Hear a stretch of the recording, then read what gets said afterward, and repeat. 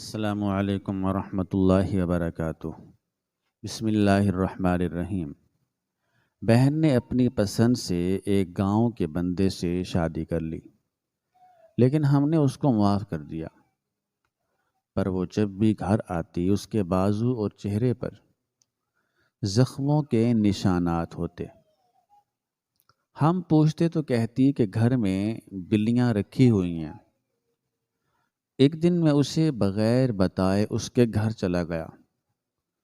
سوچا کہ گاؤں بھی دیکھ لوں گا، لیکن ابھی اندر داخل ہوا ہی تھا کہ یہ دیکھ کر میری جان نکل گئی کہ جس کو رسی سے باندھا گیا تھا وہ کوئی جانور نہیں بلکہ میرا نام ذیشان ہے، اور میں ایک انتہائی پڑھے لکھے، عزت دار اور شہر کے ایک بہت ہی نامور اور کھاتے پیتے گھرانے سے تعلق رکھتا ہوں۔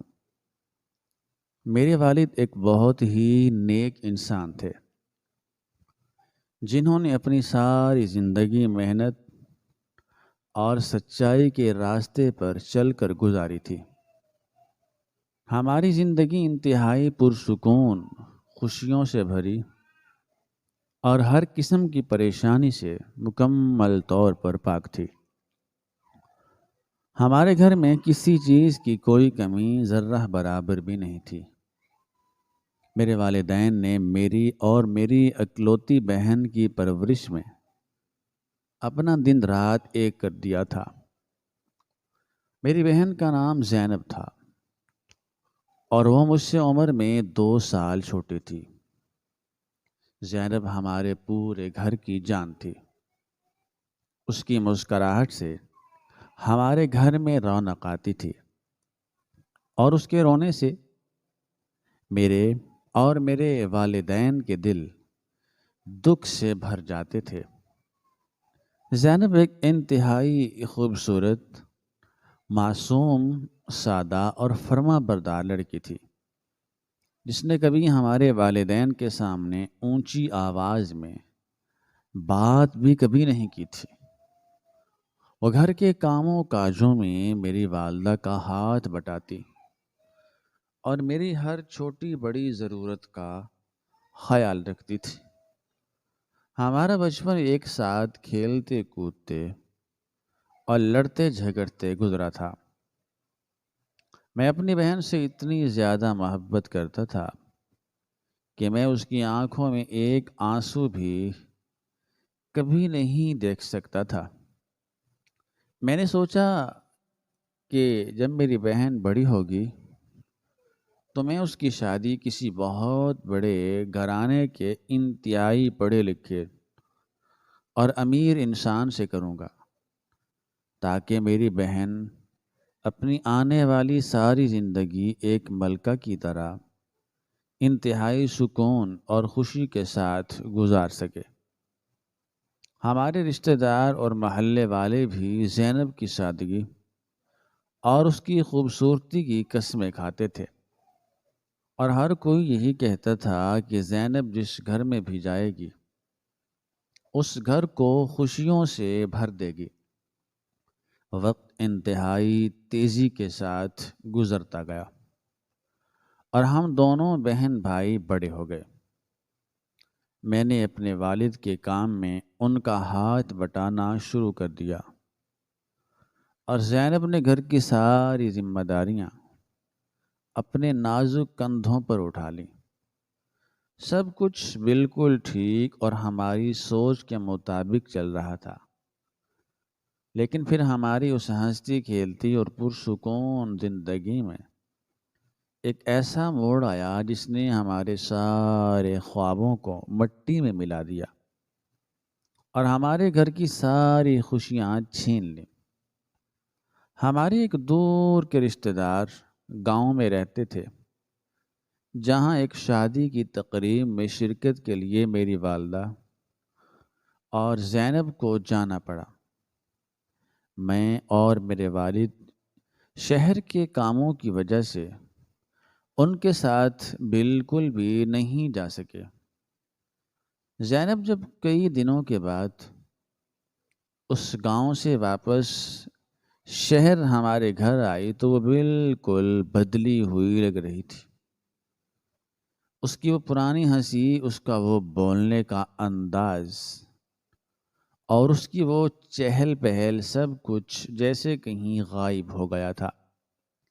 وہ ہر وقت کسی گہری سوچ میں گم رہتی اور اکیلے کمرے میں بیٹھ کر آسمان کو دیکھتی رہتی۔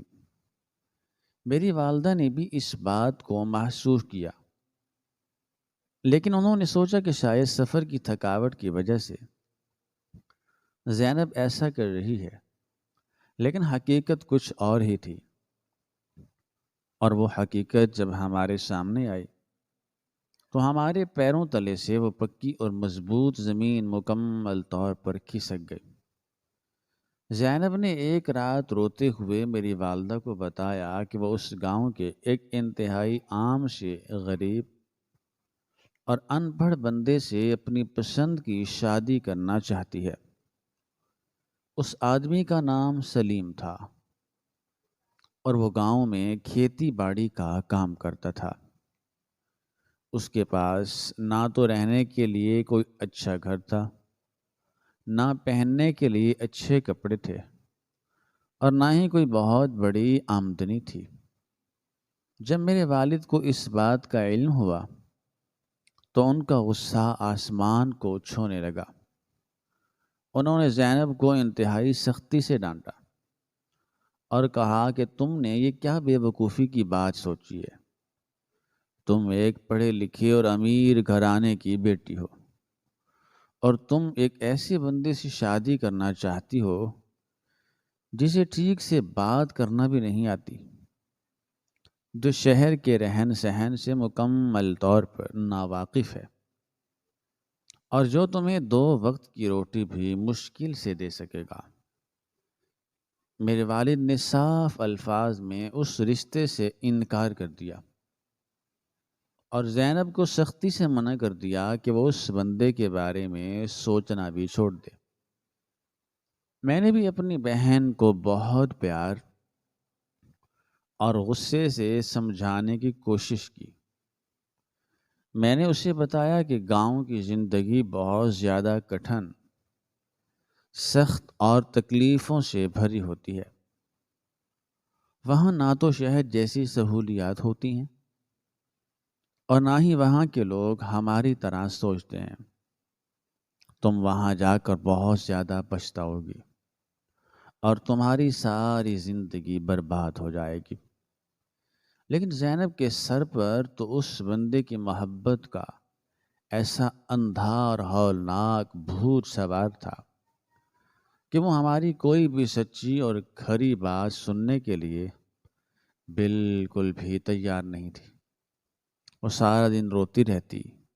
اس نے کھانا پینا مکمل طور پر چھوڑ دیا تھا اور وہ ضد پر اڑی ہوئی تھی کہ وہ اگر شادی کرے گی تو صرف اسی گاؤں کے بندے سے کرے گی، ورنہ وہ اپنی جان دے دے گی۔ میری والدہ اپنی اکلوتی اور لاڈلی بیٹی کی یہ تڑپ اور اس کے یہ آنسو برداشت نہیں کر سکیں۔ انہوں نے رو رو کر میری والدہ کی منتیں کی اور انہیں منا لیا۔ میرے والد بھی آخر کار اپنی بیٹی کی اس ضد اور اس کے آنسوؤں کے سامنے ہار گئے۔ انہوں نے بوجھل دل اور روتی ہوئی آنکھوں کے ساتھ اس شادی کی اجازت دے دی۔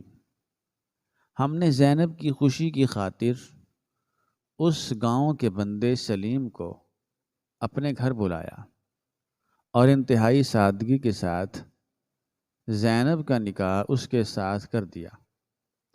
ہم نے زینب کو بہت سارا جہیز اور قیمتی سامان دیا تاکہ اسے گاؤں میں کسی چیز کی کوئی کمی محسوس نہ ہو۔ جس دن زینب کی رخصتی تھی وہ دن ہمارے گھر کا سب سے زیادہ اداس اور تاریک دن تھا۔ میرے والد کی آنکھوں سے آنسو نہیں رک رہے تھے اور میری والدہ دھاڑے مار مار کر رو رہی تھیں۔ میں نے اپنی بہن کو گلے لگایا اور اس سے وعدہ لیا کہ وہ اپنا بہت زیادہ خیال رکھے گی، اور اگر اسے کوئی بھی تکلیف ہو تو وہ فوراً مجھے بتائے گی۔ زینب بھی رو رہی تھی، لیکن اس کی آنکھوں میں اپنی پسند کی شادی کی ایک عجیب سی خوشی بھی موجود تھی۔ وہ دولہے کی گاڑی میں بیٹھ کر اس دور دراز گاؤں کی طرف روانہ ہو گئی، اور ہمارے گھر میں ایک موت جیسا سناٹا اور ہولناک خاموشی چھا گئی۔ زینب کے جانے کے بعد کئی مہینوں تک ہمارے گھر میں کوئی خوشی یا مسکراہٹ نہیں آئی۔ ہم سب اسے بہت یاد کرتے تھے۔ زینب نے شروع کے دنوں میں چند بار خط بھیجے، جن میں اس نے لکھا کہ وہ بہت خوش ہے اور سلیم اس کا بہت زیادہ خیال رکھتا ہے۔ ہم یہ سن کر تھوڑا پرسکون ہو گئے کہ چلو ہماری بیٹی نے اپنی مرضی سے شادی کی ہے تو وہ کم از کم خوش تو ہے۔ ہم نے بھی اپنے دلوں سے وہ سارا غصہ اور وہ ساری رنجش اور ناراضگی مکمل طور پر نکال دی، اور زینب کی اس پسند کو سچے دل سے معاف کر دیا۔ ہم نے سوچا کہ اگر وہ اس گاؤں میں خوش ہے تو ہمیں بھی اس کی خوشی میں خوش ہونا چاہیے۔ وقت گزرتا گیا، اور دن مہینوں میں اور مہینے سالوں میں بدلتے گئے۔ زینب سال میں 1 یا 2 بار ہم سے ملنے کے لیے شہر آتی تھی، لیکن ہر بار جب وہ آتی تو اس کی حالت اور اس کا چہرہ دیکھ کر میرے دل میں ایک انتہائی عجیب سا اور ہولناک شک پیدا ہونے لگتا تھا۔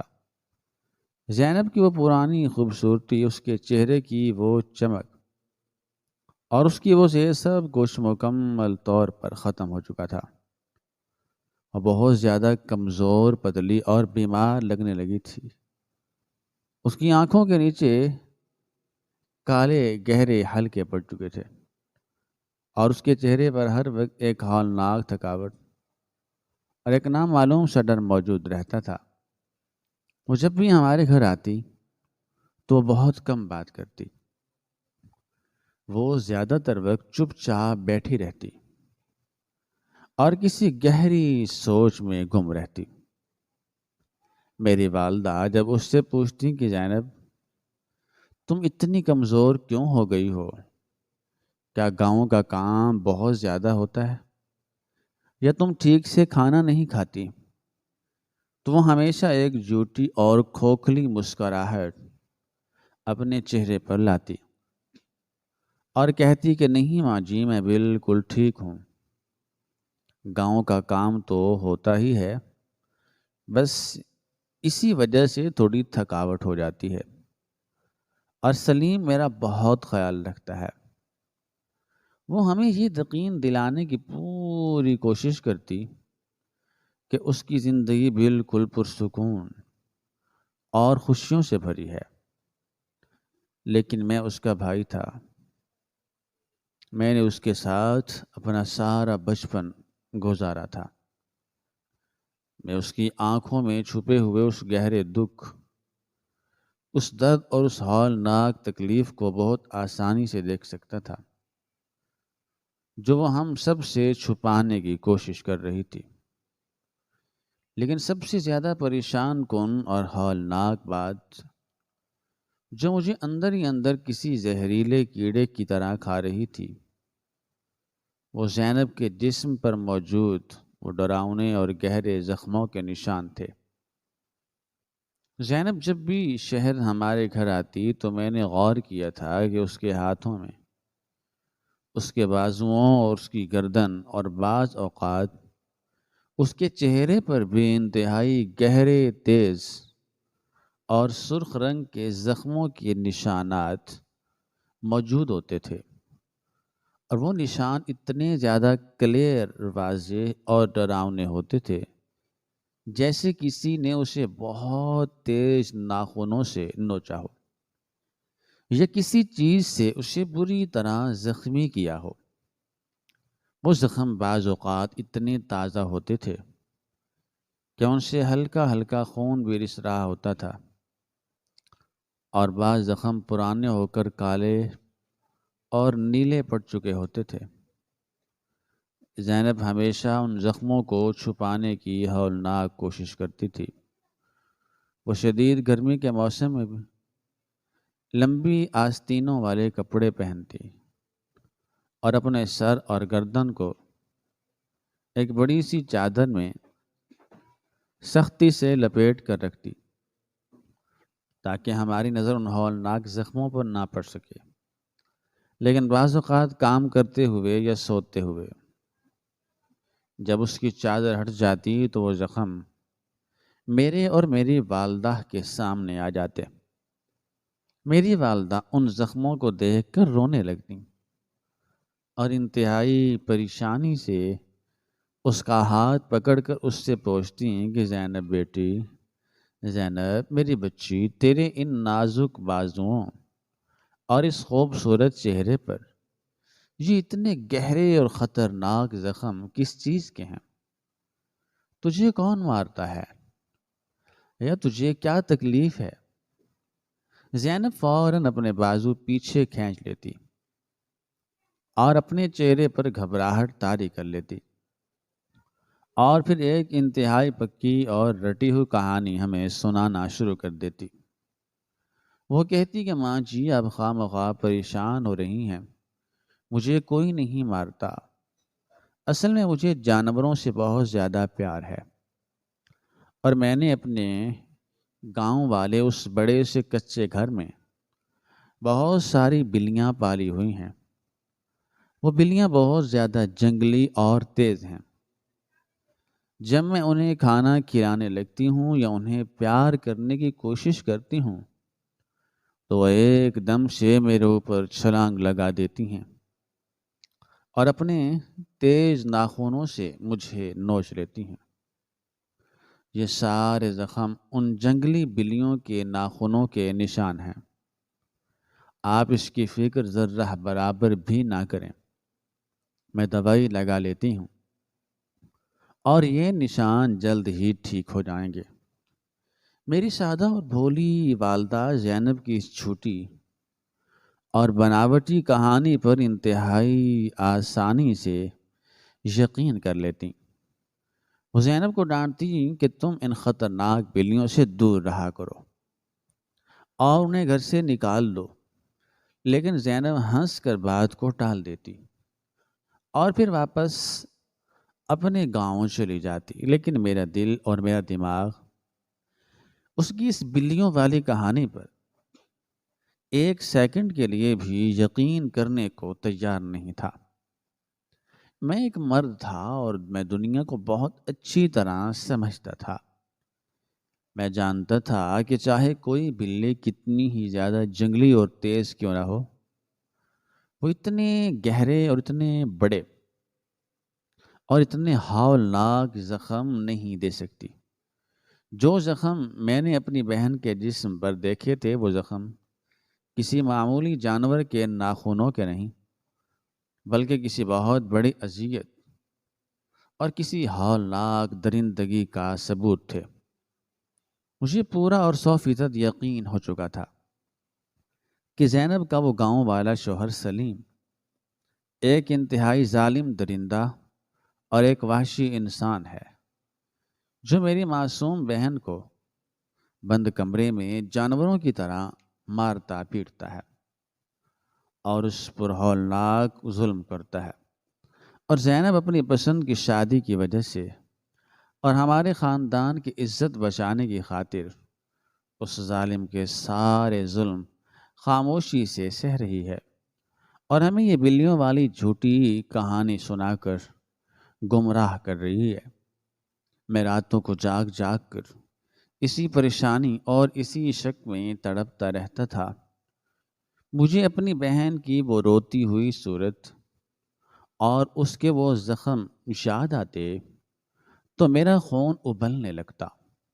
میں کئی بار سوچتا کہ میں فوراً اس گاؤں جاؤں اور اس سلیم کا گریبان پکڑ کر اس سے پوچھوں کہ وہ کم بخت میری بہن کو کیوں مارتا ہے، لیکن میں اپنے غصے کو پی جاتا کیونکہ میں کوئی ایسا قدم نہیں اٹھانا چاہتا تھا کہ جس سے میری بہن کا گھر ٹوٹ جائے یا اس کی زندگی میں مزید پریشانیاں کھڑی ہو جائیں۔ میں نے کئی بار زینب کو اکیلے میں بٹھا کر اسے قسمیں دے کر اور رو رو کر اس سے سچ اگلوانے کی انتہائی شدید کوشش کی۔ میں نے اس سے کہا کہ زینب، میں تیرا بھائی ہوں، تو مجھ سے اپنا دکھ بانٹ سکتی ہے۔ اگر وہ سلیم تجھے مارتا ہے یا تجھے کوئی تکلیف دیتا ہے تو مجھے سچ سچ بتا دے، میں تجھے اسی وقت اپنے ساتھ اس گھر میں واپس لے آؤں گا اور اس ظالم کو ایسی سزا دوں گا کہ وہ ساری زندگی یاد رکھے گا۔ لیکن زینب ہر بار میری بات سن کر رونے لگتی اور پھر میرے گلے لگ کر قسمیں کھاتی کہ بھائی، میرا شوہر بہت اچھا ہے، وہ مجھ پر ذرہ برابر بھی ظلم نہیں کرتا، یہ سب زخم سچ میں ان پالی ہوئی بلیوں کے ہیں، تم مجھ پر بھروسہ کرو اور ایسے خواہ مخواہ اپنا خون نہ جلاؤ۔ زینب کا وہ جھوٹ اتنا پکا اور اتنی سختی سے بولا گیا ہوتا تھا کہ میں بے بس ہو کر خاموش ہو جاتا، لیکن میرے دل کا وہ شک اور وہ اندیشہ دن بدن کسی زہریلے سانپ کی طرح بڑا ہوتا جا رہا تھا اور مجھے اندر ہی اندر مکمل طور پر کھوکھلا کر رہا تھا۔ وقت مزید گزرتا گیا اور زینب کی شادی کو تقریباً 7 سال کا عرصہ گزر گیا۔ اب زینب نے ہمارے گھر آنا بھی انتہائی کم کر دیا تھا، وہ سال میں صرف ایک بار چند گھنٹوں کے لیے آتی اور پھر جلدی سے واپس چلی جاتی۔ اس کی حالت اب پہلے سے بھی زیادہ عبرتناک اور ہولناک ہو چکی تھی۔ اس کے بال سفید ہونا شروع ہو گئے تھے اور وہ ایک بوڑھی اور بیمار عورت لگنے لگی تھی۔ آخری بار جب وہ ہمارے گھر آئی تو گرمی کا موسم تھا، لیکن اس نے انتہائی موٹے کپڑے اور ہاتھوں پر دستانے پہنے ہوئے تھے۔ جب اس نے پانی پینے کے لیے دستانہ اتارا تو میں نے اس کے ہاتھ اور کلائی پر ایک انتہائی گہرا اور ڈراؤنا نشان دیکھا، جیسے کسی بہت موٹی اور سخت رسی سے اس کی کلائی کو انتہائی بے دردی کے ساتھ باندھا گیا ہو اور اس رسی کی رگڑ سے اس کا سارا گوشت کٹ گیا ہو۔ میں نے وہ نشان دیکھتے ہی اس کا ہاتھ پکڑ لیا اور غصے سے اس پر چلایا کہ یہ رسی کا نشان کیسا ہے؟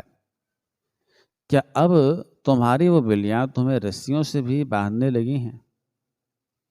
زینب کو نشان دیکھ کر شدید گھبرا گئی، اس کا رنگ پیلا پڑ گیا اور اس نے فوراً اپنا ہاتھ چھڑا کر دستانہ پہن لیا اور روتے ہوئے کہنے لگی کہ بھائی، میں گھر کا کام کر رہی تھی تو رسی سے رگڑ لگ گئی، آپ مجھ پر شک نہ کریں۔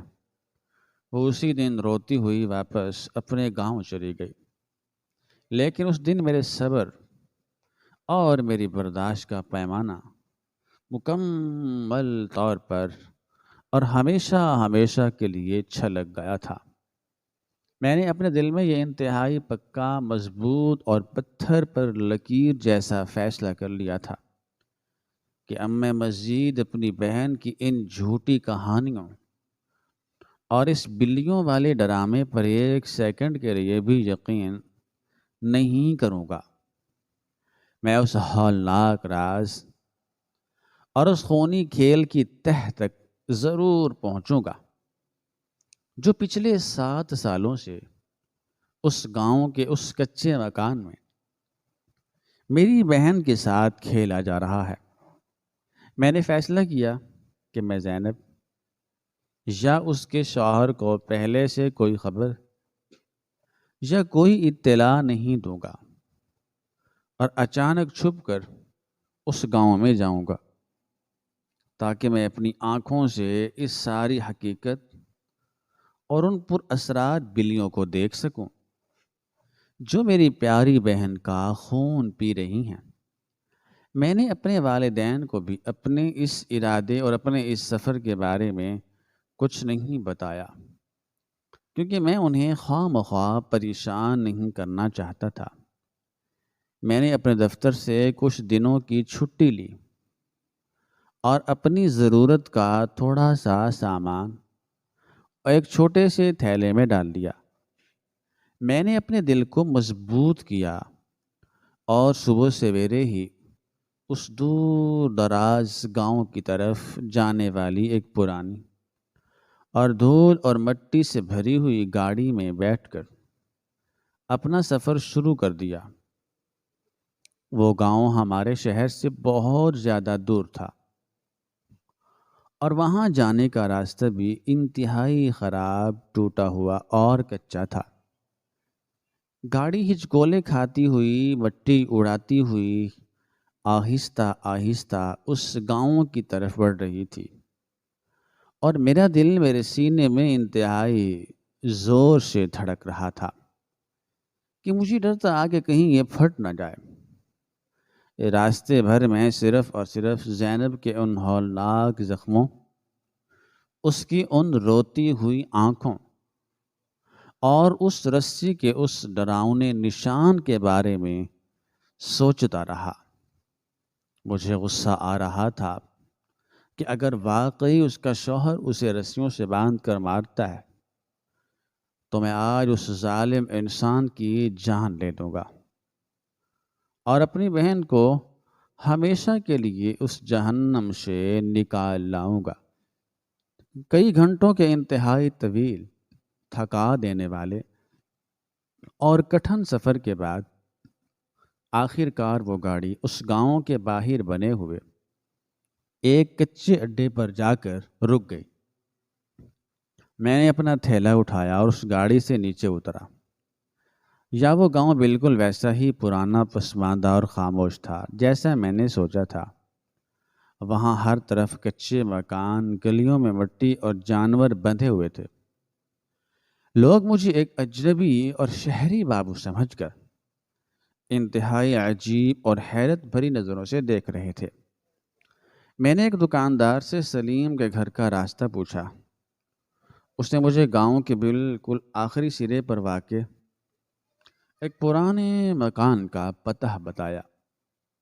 میں انتہائی تیز قدموں اور دھڑکتے دل کے ساتھ اس تنگ اور کچی گلی میں چلنے لگا جو سلیم کے گھر کی طرف جاتی تھی۔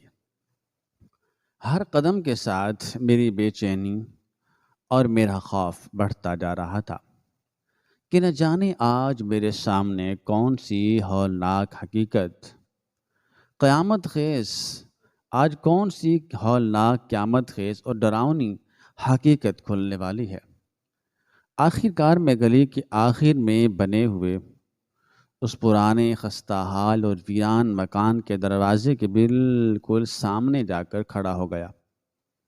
اس مکان کی چار دیواریں انتہائی اونچی اور مٹی کی بنی ہوئی تھی، اور سامنے ایک بہت بڑا لکڑی کا پرانا دروازہ لگا ہوا تھا جس کا رنگ اڑ چکا تھا۔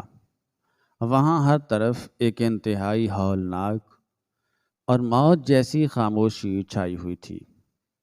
میں نے دروازے پر دستک دینے یا زینب کو آواز دینے کا ارادہ ترک کر دیا، کیونکہ میں انہیں پہلے سے خبردار نہیں کرنا چاہتا تھا۔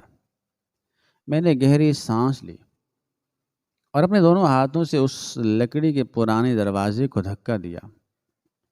دروازہ بغیر کسی تالے کے ایک ہلکی سی اور ڈراؤنی آواز پیدا کرتا ہوا اندر کی طرف کھل گیا، اور میں نے اس پر اسرار اور خاموش گھر کے کچے صحن میں اپنا پہلا قدم رکھا تو مجھے ایسا محسوس ہوا جیسے میں کسی قبرستان میں آ گیا ہوں۔ صحن بہت بڑا تھا اور اس کی مٹی اڑ رہی تھی۔ وہاں کوئی درخت یا پودا بھی نہیں تھا۔ ایک طرف لکڑی کا پرانا چولہا پڑا ہوا تھا جس میں راکھ موجود تھی، اور دوسری طرف کچھ ٹوٹے ہوئے برتن بکھرے پڑے تھے۔ گھر میں موت جیسی خاموشی چھائی ہوئی تھی، اور مجھے اپنی سانسوں کی آواز بھی انتہائی صاف سنائی دے رہی تھی۔ میں نے سوچا تھا کہ گھر کے اندر داخل ہوتے ہی مجھے میری بہن زینب نظر آئے گی، یا اس کا وہ ظالم شوہر سلیم کہیں بیٹھا حقہ پی رہا ہوگا، لیکن وہاں کوئی بھی انسان موجود نہیں تھا۔ میں نے اپنے دل کو مضبوط کیا اور ذہن کے بیچ میں کھڑا ہو کر چاروں طرف انتہائی دھیان سے دیکھنے لگا۔ میری نظریں ان خطرناک اور جنگلی بلیوں کو بھی تلاش کر رہی تھیں جن کی جھوٹی کہانیاں میری بہن ہمیں پچھلے 7 سالوں سے سنا رہی تھی، لیکن مجھے پورے صحن میں کسی بلی یا کسی جانور کا کوئی نام و نشان بالکل بھی نظر نہیں آیا۔ صحن کے دائیں طرف 2 کچے کمرے بنے ہوئے تھے جن کے دروازے بند تھے، اور بائیں طرف ایک پرانا اور اندھیرا کمرہ تھا جس کا لکڑی کا دروازہ آدھا کھلا ہوا تھا اور اس کے اندر گھپ اندھیرا تھا۔ میں نے سوچا کہ شاید زینب ان بند کمروں میں سو رہی ہوگی یا کوئی کام کر رہی ہوگی۔ میں نے اپنے قدم ان بند کمروں کی طرف بڑھانے کا فیصلہ کیا، لیکن ابھی میں نے 2 قدم ہی اٹھائے تھے کہ اچانک اس آدھے کھلے ہوئے اندھیرے کمرے سے مجھے ایک انتہائی عجیب، خوفناک اور ڈراؤنی آواز سنائی دی۔ وہ آواز سن کر میرے قدم وہیں مٹی میں جم گئے اور میرے جسم کا سارا خون 1 سیکنڈ میں سرد ہو گیا۔ وہ آواز کسی انسان کے بولنے کی نہیں تھی اور نہ ہی کسی عام جانور کی تھی۔ وہ آواز ایسی تھی جیسے کوئی انتہائی تکلیف میں غرا رہا ہو، یا کوئی بہت ہی خوفناک چیز اپنے آپ کو کسی زنجیر یا رسی سے چھڑانے کی ہولناک کوشش کر رہی ہو۔ اس کے ساتھ ہی مجھے کسی بھاری چیز کے زمین پر رگڑے جانے اور لکڑی کے ٹوٹنے کی آواز بھی آئی۔ میرا دل اتنی زور سے دھڑکنے لگا کہ مجھے لگا یہ میرے سینے کو چیر کر باہر آ جائے گا۔ میرے ذہن میں فوراً یہ ہولناک اور ڈراؤنا خیال آیا کہ شاید اس ظالم شوہر سلیم نے میری معصوم بہن زینب کو اس اندھیرے کمرے میں جانوروں کی طرح رسیوں سے باندھ کر رکھا ہوا ہے، اور وہ تکلیف کی وجہ سے تڑپ رہی ہے۔ میرا غصہ ایک دم سے میرے خوف پر حاوی ہو گیا۔ میری آنکھوں میں خون اتر آیا اور میں نے اپنے ہاتھ کی مٹھیاں انتہائی سختی سے بند کر لیں۔ میں نے سوچا کہ اگر آج میں نے اپنی بہن کو اس حالت میں دیکھ لیا تو میں سلیم کو اپنے ہاتھوں سے موت کے گھاٹ اتار دوں گا۔ میں انتہائی تیزی اور غصے کے ساتھ چلتا ہوا اس آدھے کھلے ہوئے اندھیرے کمرے کے دروازے کے بالکل سامنے جا کر کھڑا ہو گیا۔ کمرے کے اندر بہت زیادہ اندھیرا تھا اور مجھے باہر کی تیز دھوپ کی وجہ سے اندر کی چیزیں صاف نظر نہیں آ رہی تھیں۔ میں نے گہری سانس لی اور اس پرانے لکڑی کے دروازے کو اپنے دونوں ہاتھوں سے زور سے دھکا دے کر پورا کھول دیا۔ دروازہ دیوار کے ساتھ ٹکرایا اور باہر کی تھوڑی سی روشنی اس تاریک کمرے کے اندر داخل ہو گئی۔ میں نے جب اپنی آنکھوں کو اس اندھیرے کا عادی کیا اور کمرے کے ایک کونے میں نظر دوڑائی تو میرے پیروں تلے سے وہ مضبوط زمین ایک ہی لمحے میں مکمل طور پر کھسک گئی۔ میرے دماغ کے سارے پرخچے اڑ گئے اور میری سانسیں میرے حلق میں بری طرح اٹک گئیں۔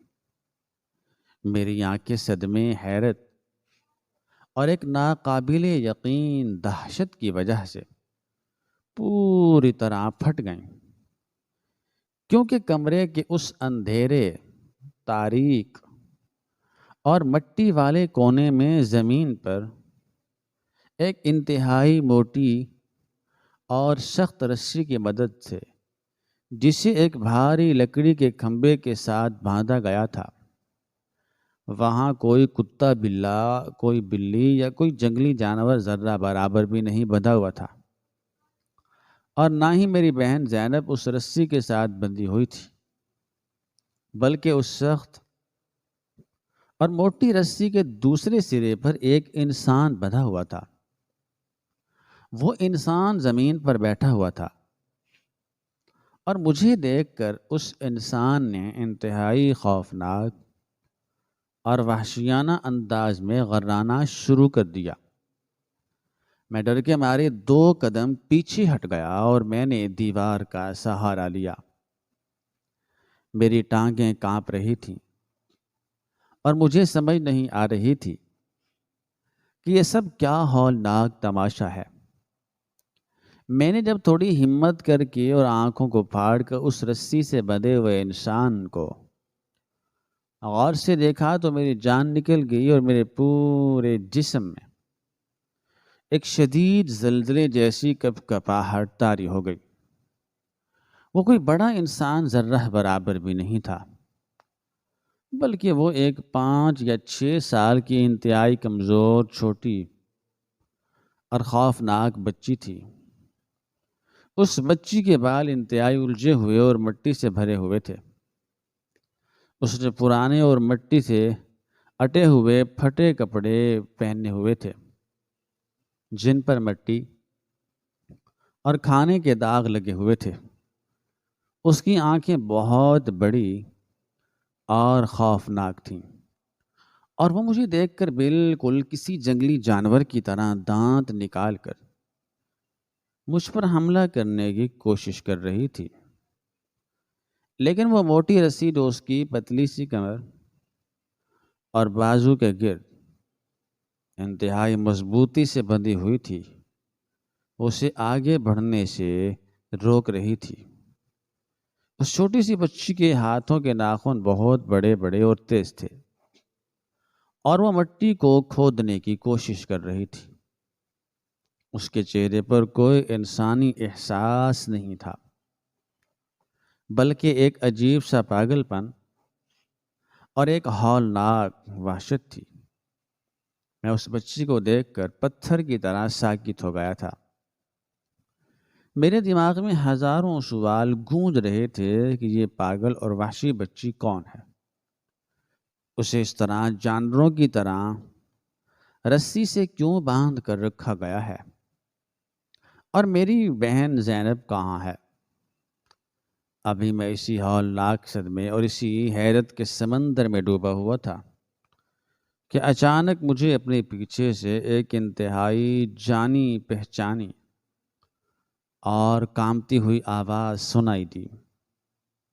میں نے گھبرا کر مڑ کر دیکھا تو میرے پیچھے صحن میں میری بہن زینب کھڑی تھی۔ اس کے ہاتھوں میں ایک مٹی کا پیالہ تھا، جس میں دال اور روٹی موجود تھی۔ زینب نے جب مجھے اپنے گھر کے صحن میں اس طرح اچانک کھڑے اور اس پاگل بچی کو دیکھتے ہوئے پایا تو اس کے ہاتھ سے وہ مٹی کا پیالہ چھوٹ کر زمین پر گر گیا اور ٹوٹ کر بکھر گیا۔ زینب کا چہرہ موت کی طرح سفید اور پیلا پڑ گیا، اور وہ ایک کٹے ہوئے درخت کی طرح کانپنے لگی۔ اس کی آنکھوں میں آنسوؤں کا ایک سیلاب امڈ آیا، اور وہ دھاڑیں مار مار کر رونے لگی۔ وہ پاگل بچی جو کمرے میں بندھی ہوئی تھی، اس نے جب کھانے کو زمین پر گرتے اور زینب کو روتے ہوئے دیکھا تو مزید زور زور سے غرانے اور چیخنے لگی اور اپنی رسی کو کھینچنے لگی۔ زینب نے میری طرف دیکھنے کی ہمت بھی نہیں کی، اور وہ انتہائی تیزی سے دوڑتی ہوئی اس اندھیرے کمرے میں چلی گئی اور اس نے زمین پر بیٹھ کر اس پاگل اور وحشی بچی کو اپنے گلے سے لگا لیا۔ بچی نے غصے میں آ کر اپنے وہ تیز اور بڑے ناخن زینب کے بازو اور اس کے گلے پر انتہائی بے دردی کے ساتھ مارنے شروع کر دیے۔ اس نے زینب کی جلد کو نوچ لیا اور وہاں سے خون رسنے لگا، لیکن زینب نے کوئی چیخ نہیں ماری، وہ بس روتی رہی اور اس بچی کے ماتھے کو چومتی رہی اور انتہائی پیار اور ممتا بھری آواز میں اسے کہتی رہی کہ میری بچی خاموش ہو جا، کچھ نہیں ہوا، میں تیرے لیے اور کھانا لاتی ہوں، تو مت ڈر، میں تیرے پاس ہوں۔ بچی آہستہ آہستہ پرسکون ہو گئی اور زینب کے کندھے پر سر رکھ کر بیٹھ گئی۔ میں یہ سارا ہولناک، قیامت خیز اور دل چیر دینے والا منظر دیکھ کر بالکل سن ہو چکا تھا۔ میرے پیروں میں جلنے کی طاقت بھی نہیں رہی تھی اور میری آنکھوں سے آنسوؤں کا ایک طوفان بہہ نکلا تھا۔ مجھے اب آہستہ آہستہ ان سارے بکھرے ہوئے رازوں، ان ساری جھوٹی کہانیوں کی سمجھ آنا شروع ہو گئی تھی۔ مجھے سمجھ آ گیا تھا کہ وہ ڈراؤنے اور گہرے زخم جو میں نے پچھلے 7 سالوں سے اپنی بہن کے جسم پر دیکھے تھے، وہ کسی ظالم شوہر کے مارے ہوئے کوڑوں کے ذرہ برابر بھی نہیں تھے، اور نہ ہی وہ کسی جنگلی بلی کے ناخنوں کے نشان تھے، بلکہ وہ سارے گہرے زخم اور وہ ہولناک نشان اسی پاگل اور بیمار بچی کے تیز ناخنوں کے تھے۔ جب زینب اسے کھانا کھلانے یا اسے پیار کرنے کے لیے اس کے پاس جاتی تھی تو یہ وحشی بچی اپنی بیماری کی وجہ سے زینب کو نوچ لیتی تھی، اور میری معصوم بہن ایک ماں ہونے کے ناطے اپنی بچی کے وہ سارے زخم اور وہ سارا درد خاموشی سے سہ لیتی تھی، اور ہمیں وہ بلیوں والی جھوٹی کہانی سنا کر گمراہ کرتی تھی تاکہ ہم پریشان نہ ہوں۔ میں بوجھل قدموں کے ساتھ چلتا ہوا اس اندھیرے کمرے کے اندر گیا اور میں نے روتی ہوئی زینب کے کاندھے پر اپنا ہاتھ رکھا۔ زینب نے مجھ سے نظریں چرائیں اور وہ مجھ سے شرمندہ ہو کر رونے لگی۔ میں نے اس کے بازوں پر موجود ان تازہ زخموں کو دیکھا جن سے خون بہہ رہا تھا۔ میں نے انتہائی درد بھری اور کانپتی ہوئی آواز میں اپنی بہن سے پوچھا کہ زینب، میری معصوم بہن، یہ سب کیا ہے؟ یہ بچی کون ہے اور تم نے اتنا بڑا اور ہولناک راز مجھ سے اپنے بھائی سے کیوں چھپایا؟ تم نے اتنے سال یہ ساری اذیت اور یہ سارا درد اکیلے کیوں سہا؟ تم نے مجھے سچ کیوں نہیں بتایا؟ زینب نے اپنے آنسو صاف کیے اور اس نے اس پاگل بچی کو مزید اپنے سینے سے لگا لیا، اور پھر اس نے روتے ہوئے، ہچکیاں لیتے ہوئے مجھے وہ اپنی دردناک اور قیامت خیز داستان سنانا شروع کی، جس نے میرے دل کو ٹکڑے ٹکڑے کر دیا۔ زینب نے روتے ہوئے کہا کہ بھائی، یہ کوئی جانور نہیں ہے، بلکہ یہ میرے اپنے ہی خون کا ٹکڑا ہے، میرے اپنے ہی جگر کا ٹکڑا ہے۔ یہ میری سگی بیٹی ہے جس کا نام میں نے نور رکھا تھا۔ میری شادی کے 2 سال بعد جب پیدا ہوئی تو میں اور سلیم بہت زیادہ خوش تھے۔ ہم نے سوچا تھا کہ ہماری زندگی مکمل ہو گئی ہے۔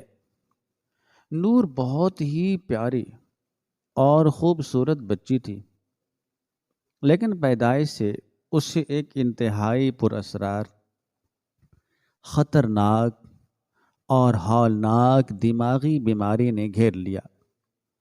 وہ اچانک چیخنے لگی، چلانے لگی، انسانوں کو نوچنے لگی اور جانوروں جیسی حرکتیں کرنے لگی۔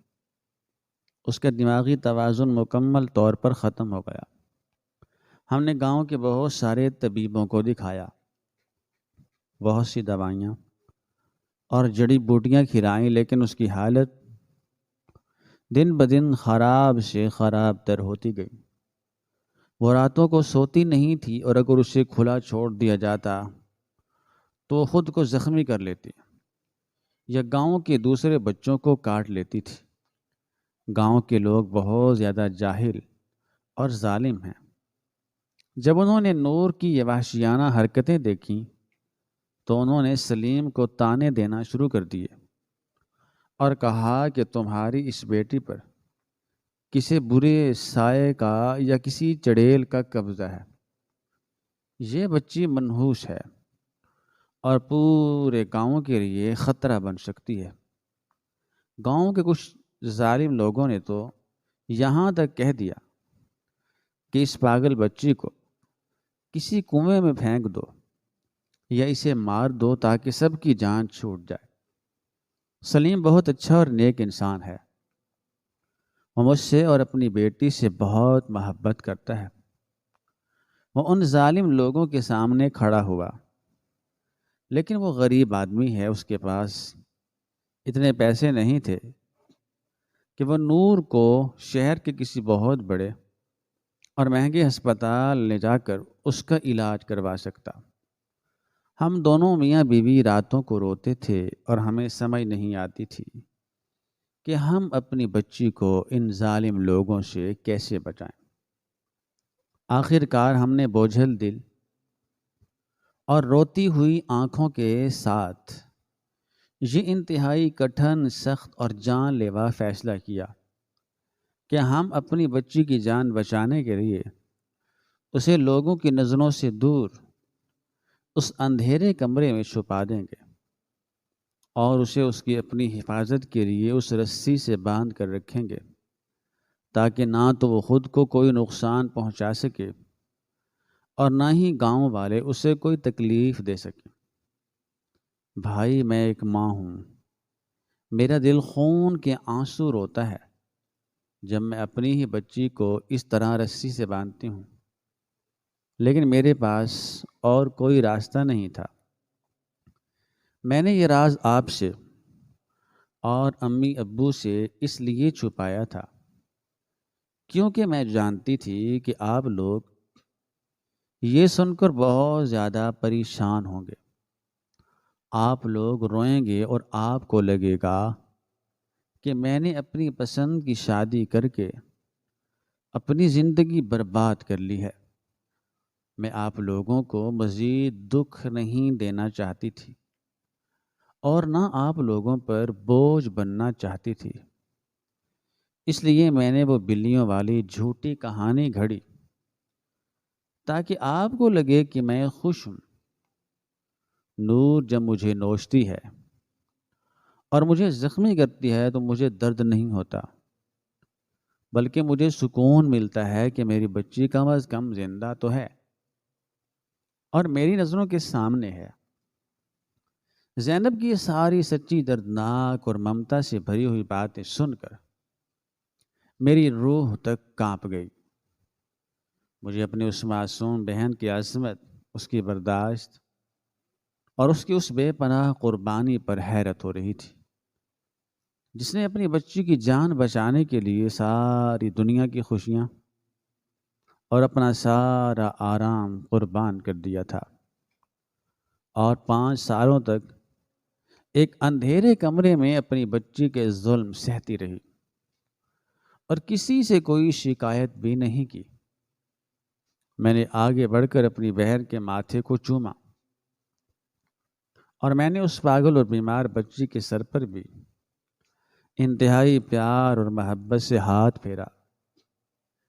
میں نے زینب کو تسلی دی اور اسے کہا کہ میری بہن، تو نے بہت دکھ سہ لیے، تو نے بہت ظلم برداشت کر لیا، لیکن اب تیرا یہ بھائی تیرے پاس آ گیا ہے۔ اب تجھے اور اس معصوم نور کو اس اندھیرے کمرے اور اس ظالم گاؤں میں ایک لمحے کے لیے بھی رہنے کی ضرورت نہیں ہے۔ میں تم دونوں کو ابھی اسی وقت اپنے ساتھ شہر واپس لے کر جاؤں گا۔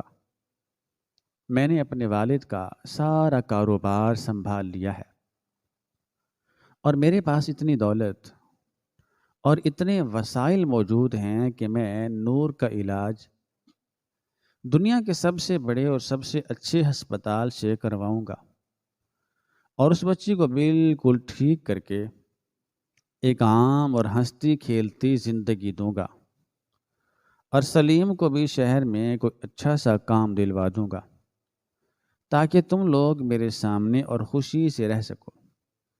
زینب یہ سن کر بہت زیادہ خوش ہوئی، اور اس کی آنکھوں میں امید کی ایک نئی اور سچی چمک نمودار ہو گئی۔ ہم نے سلیم کے آنے کا انتظار کیا۔ جب سلیم شام کو گھر آیا اور اس نے مجھے وہاں دیکھا تو وہ شرمندہ ہو گیا، لیکن میں نے آگے بڑھ کر اسے گلے لگا لیا اور اس کی محنت اور اس کی محبت کو سراہا۔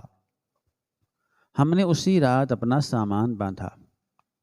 میں نے اس معصوم بچی کی وہ ظالم رسی ہمیشہ ہمیشہ کے لیے کھول دی۔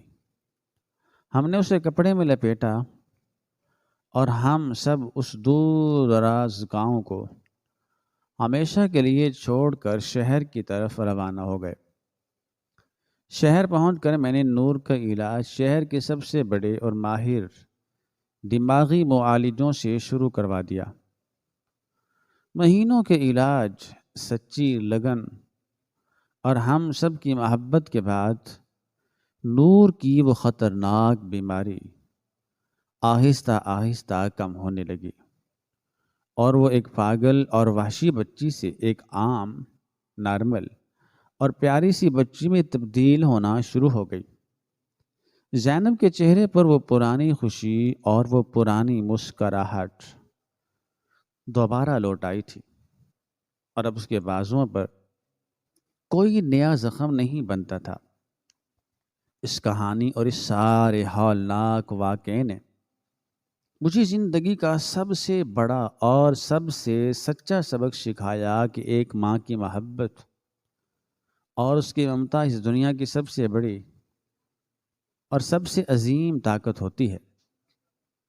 ایک ماں اپنی اولاد کی خاطر ہر دکھ، درد اور ہر ہولناک ذلت برداشت کر سکتی ہے، لیکن وہ اپنے بچے کو کبھی تنہا نہیں چھوڑتی۔